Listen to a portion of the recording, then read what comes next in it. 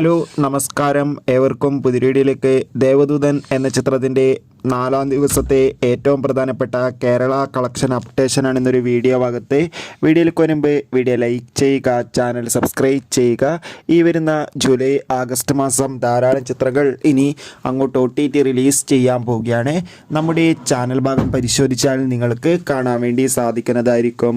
മോഹൻലാൽ, സിദ്ദീഖ്, ജനാർദ്ദനൻ എന്നൊക്കെ പ്രധാന കഥാപാത്രങ്ങളായെത്തിയ ചിത്രമായിരുന്നു ദേവദൂതൻ. ചിത്രത്തിന് മികച്ച അഭിപ്രായം തന്നെയാണ് ഇപ്പോഴും പുറത്തുവന്നുകൊണ്ടിരിക്കുന്നത്.